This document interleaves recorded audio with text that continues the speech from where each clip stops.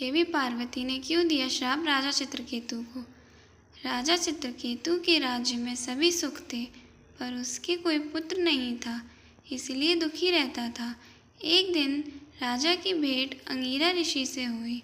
राजा ने उन्हें प्रणाम किया और उनसे पुत्र की कामना की।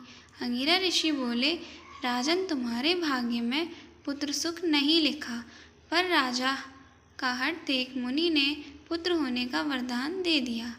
9 महीने बाद राजा की बड़ी रानी से पुत्र हुआ। पुत्र के होने पर राजा बहुत खुश था। राजा की रानियों ने देखा कि राजा तो अब पुत्र की वजह से बड़ी रानी को ही चाहने लगा, तो और रानियों ने बच्चे को जहर दे दिया। पुत्र के मर जाने से राजा तो दुख में अपनी सुध-बुध ही भूल गया। ये देख नारद जी और अंगिरा मुनि राजा के पास पहुँचे और कई तरह से उन्हें समझाया, पर राजा कुछ भी सुनने की स्थिति में नहीं था। तब नारद जी ने राजा के मृत पुत्र की आत्मा को बुलाया और कहा, बेटा, तुम्हारे पिता तुम्हारे लिए बहुत दुखी हो रहे।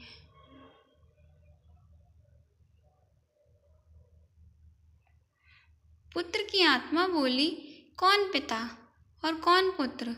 मेरे तो ऐसे कई जन्म हुए और कई माता पिता पुत्र पत्नी भाई बने, ऐसे मैं किस किस को याद रखूं?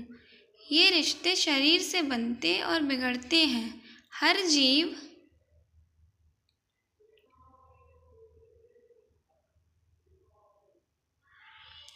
अकेला आता है और अकेला ही जाता है, कोई किसी का नहीं होता। पुत्र की ऐसी अनेकें बातें सुन राजा का पुत्र मोह खत्म हो गया और राजा सब छोड़ तपस्या को चला गया। उसकी तपस्या से प्रसन्न हो श्री हरि ने राजा को एक विमान दिया, जिसमें बैठकर राजा कहीं भी जा सकता था। एक दिन राजा चित्रकेतु आकाश में घूम रहा था। नीचे उसने देखा ऋषि मुनि के बीच में शिव जी पार्वती को गोद में बिठाए कथा सुन रहे थे।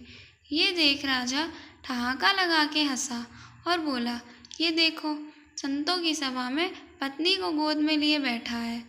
इसने तो शर्म लाज सब छोड़ दी है। और भी भला बुरा कहा।